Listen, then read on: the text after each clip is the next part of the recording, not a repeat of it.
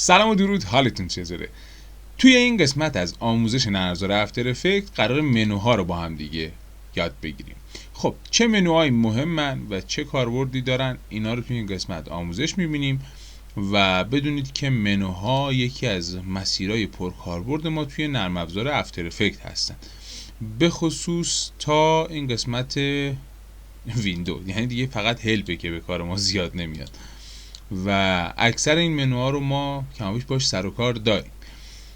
منوی فایل که قراره از اینجا شروع کنیم خودش چند بخشه و هر کدوم از این منوها هم به همین صورت، یعنی قرار نیست توی هر قسمت مثلا توی این قسمت بیام کل فایل رو توضیح بدم، تا یه جایش توضیح میدم به خاطر اینکه ویدیو از حوصله شما خارج نشه و قسمت بعدش رو میام جدا میکنم و توی قسمت دیگه توضیح میدم. اینجا من میخوام این دو قسمت رو توضیح بدم، یعنی قسمت نیو پراجکت و اوپن پراجکت و همچنین سیو و مدل های مختلفش. خب بریم با هم دیگه شروع کنیم.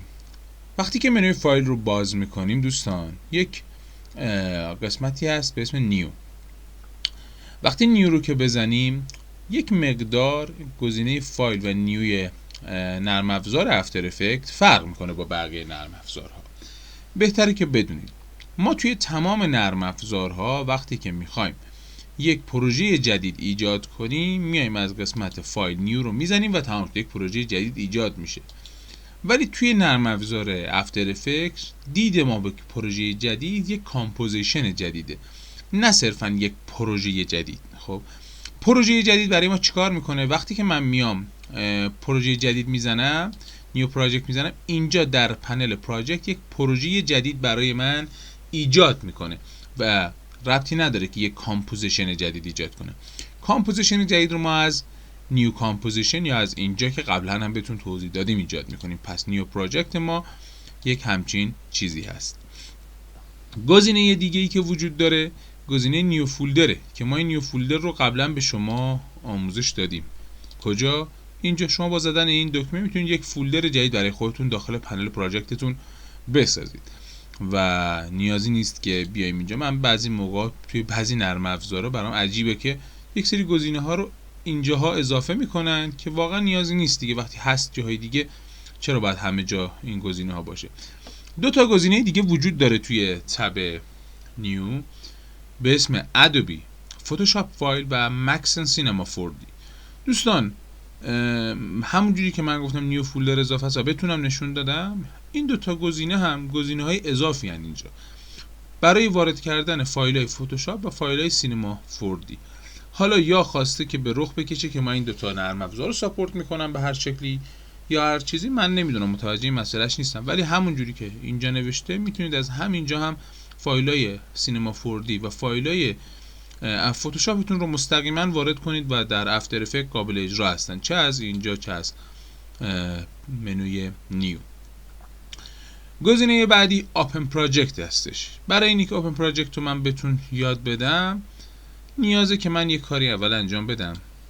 من یک عکسی رو اینجا بیارم بندازم توی نرم افزار، بذارید توی تایملاین هم بندازم، ببخشید. خب این عکس رو که من دارم الان، فایل رو بزنم، من سیو رو بزنم، به من میگه کجا ذخیرهش کنم. من میگم بیا آقا توی دسکتاپ مثلا نیو فولدر 5 منو بیار و همینجا ذخیرهش کن. خب این تا اینجای کار. حالا من ببندم اینو، اصلا پروژمو هیچ کاری باش ندارم و اوپن پراجکت رو که بزنم میگه خب چه پروژه‌ای رو برات اجرا کنم. میگم توی همون نیو فولدر 5 من روی دسکتاپ یک پروژه‌ای رو من قبلا ذخیره کردم و میخوام اون رو باز کنیم. حالا این پروژه میخواد ذخیره خودم باشه یا هر پروژه‌ای که من پروژه به عنوان تمپلیت‌های آماده، به عنوان هر چیزی که مثلا دوستان من کار کردن برای من فرستادن میتونم اینجا بزنم و روش بازش کنم و همون پروژه برای من باز میشه. خب اینم از اوپن پراجکت. اوپن ریسنت دوستان، گزینه اوپن ریسنت رو که بزنیم پروژه های قبلی که روش کار کردیم رو اینجا برای ما نمایش میده. پروژه هایی که سیوشون کردیم جای دیگه، قبلا باشون کار کردیم، اینجا میتونیم به همشون دسترسی داشته باشیم و هر کدومی که دلمون بخواد باز کنیم. توی نرم افزار شما چه نسخه قدیمی تر با چه نسخه جدید، بعضی از نرم افزارها اینجا اگر اشتباه نکنم یک گزینه‌ای داره به اسم تیم پراجکت، اوپن تیم پراجکت. خب دوستان تیم پراجکت رو الان اینجا که حالا در حال حاضر توی این نرم افزار نیست، حالا یا قبلیا بود یا نسخه بعدیه که حالا من دقیقا یادم نیست. برای کسایی که توی ایران هستن یا شامل تحریم ها میشن گزینه مناسبی نیست، چون برای کار کردن تیمیه و از اونجایی که شما نمیتونید دسترسی داشته باشید و حتما باید نسخه اورجینال و با یک VPS خوب دسترسی داشته باشید، این کار به درد شما نمیخوره، یعنی استفاده کردن از اوپن تیم پراجکت. خب کارش چیه؟ من کارش هم بهتون توضیح بدم با اینکه اینجا نیستش. برای اینی که شما به صورت گروهی دارید روی یک پروژه کار میکنید، خب هر کس میاد یک قسمتشو، هر کس میاد روی یک کامپوزیشن کار میکنه. یک پروژه بزرگه که شما مثلا یک آتلیه قدرتمند هستید که به صورت تیمی دارید رو اون پروژه کار میکنید. اگه توی ایران هستید وقت خودتون رو تلف نکنید، به درد شما نمیخوره. براوز این بریج این چیه؟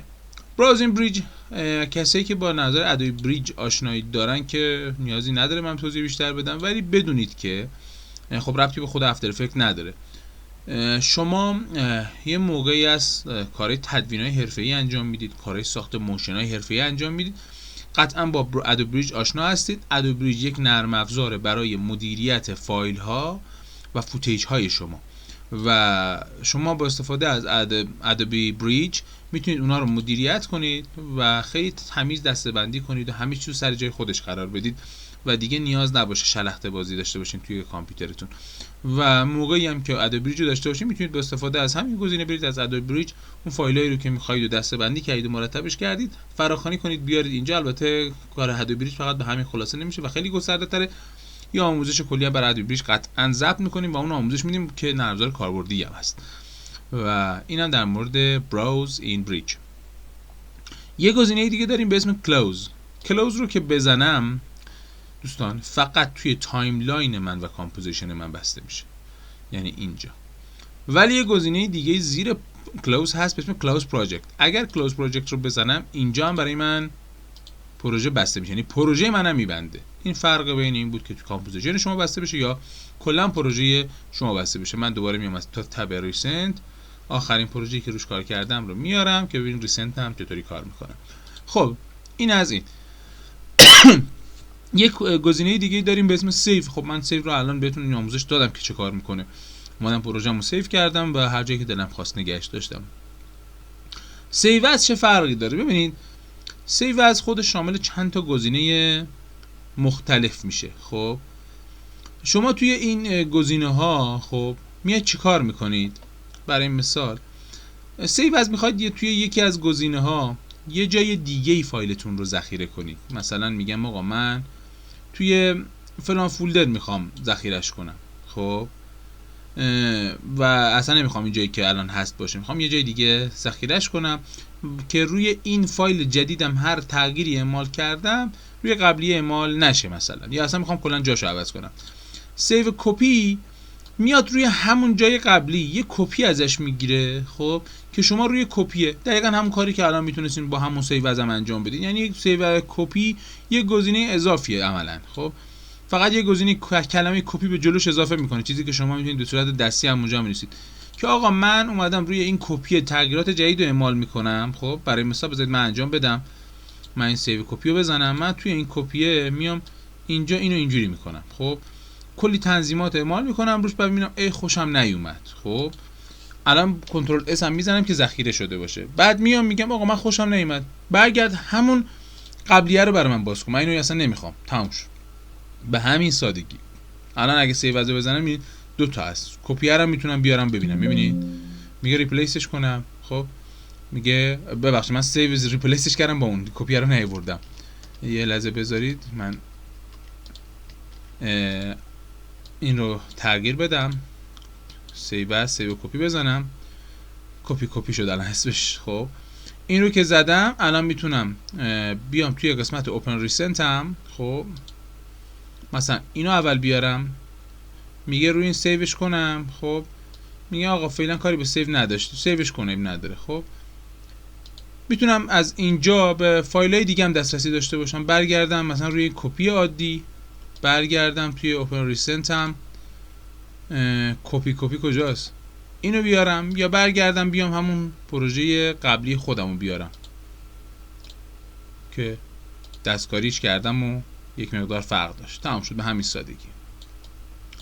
اینم از اوپن ریسنت، ببخشید اینم از سیو از کپی. خب 2-3 تا گزینه دیگه اینجا هست نوشته سیو کپی از XML.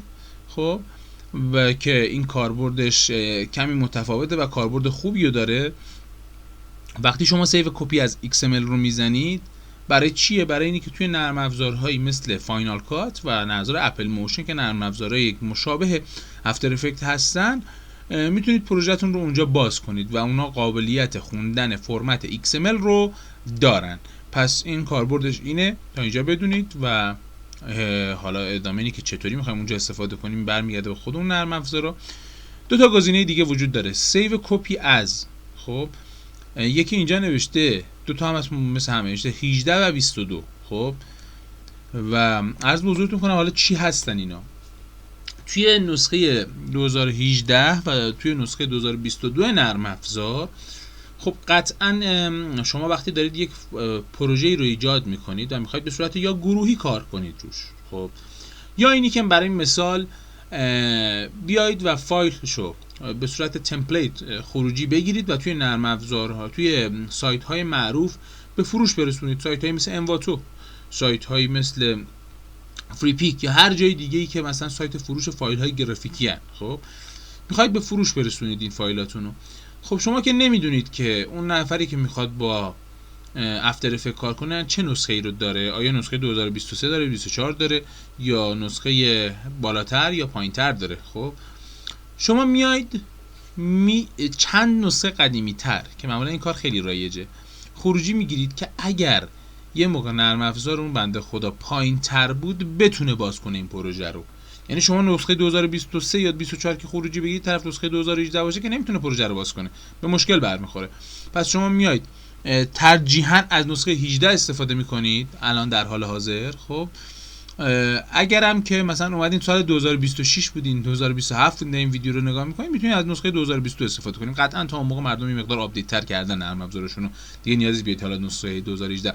قبلا این گزینه‌ها 2018 و 2022 نبود، ادوبی سی سی بود، 2016 بود، 2017 بود یا نسخه های پایینتر. اینا دیگه نسخه های 18 و 22 نبود، به سال نبود مثلا الان. خب اگر برای شما هم یه موقع ادوبی سی سی بود زیاد تعجب نکنید، خوبه، اوکی، هیچ مشکلی وجود نداره. یک گزینه دیگه ای داره به اسم Increment and Save. خب چی کار میکنه Increment and Save؟ من این رو میزنم. خب بذارید من یک بار پروژه قبلی خودم باز کنم، اوپن ریسنت رو بزنم، نیو پراجکت رو، همین پراجکت رو خودم باز کنم، بذارید با همین شکل سیوش کنم، کنترل اس رو بزنم روش. خب ببینید اسم پروژه شما untitled project. خب بذارید من فایلایی هم که اینجا ذخیره شدن به جز این رو پاک کنم، این کپی و این دو همه رو پاک کنم. خب همین untitled project خب بمونه برای ما. من میام اینجا اگر increment save رو بزنم، increment and save رو بزنم، خب چه اتفاقی برای من میفته؟ ببینید دوستان اینجا یک untitled project داریم، هیچ فایل دیگه وجود نداره. یه موقع هایی هست شما میخواید هر تغییری که ایجاد کردید یک بار سیوش کنید و ادامه بدید و توی قالب سیو جدید هم باشه، نه رو قبلی که اگر راضی نبودید برگردید رو اون شماره قبلی. من هر بار که حالا به هر اسمی ذخیره کرده باشم، مثلا من این اسمش اصلا عوض کنم که مثلا شما خیالتون راحت بشه، میزنم مثلا پراجکت 1. خب اسمش میزنم پراجکت 1. خب اینجا الان پراجکت 1 رو من قطعا دارم. خب اگر اینجا بیام increment and save رو بزنم میشه چی؟ میشه پراجکت 2. یه تغییر دیگه بدم، بیام increment and save رو بزنم میشه پراجکت 3. یه تغییر دیگه، فایل increment save، خب میشه پراجکت 4. همینجوری برای من اضافه میکنه تا موقعی که میگم آقا من اصلا پراجکت 4 خوشم نمیاد، پراجکت 2 برای من باز کن. مثلا همون سیو از کردن خودمون که به صورت دستی این کار انجام میدیم، اینجا خیلی مرتب تره. و حالا گزینه‌های اتوماتیک سیو هم داره که حالا اونا رو بهتون توضیح میدم. گزینه دیگه هم که تو این قسمت میخوام بهش برسم ریورت، که آقا مثلا ما یک تغییر ایجاد کردیم، میگه برگردیم به همون گزینه قبلی. آره یکم تغییرشو برمیگردونه به حالت قبلیش، چیز خاصی نداره، برمیگردونه به حالت قبلی خودش. این قسمت امیدوارم که لذت کافی رو برده باشید. اگر چیزی رو متوجه نشید دوباره نگاه کنید.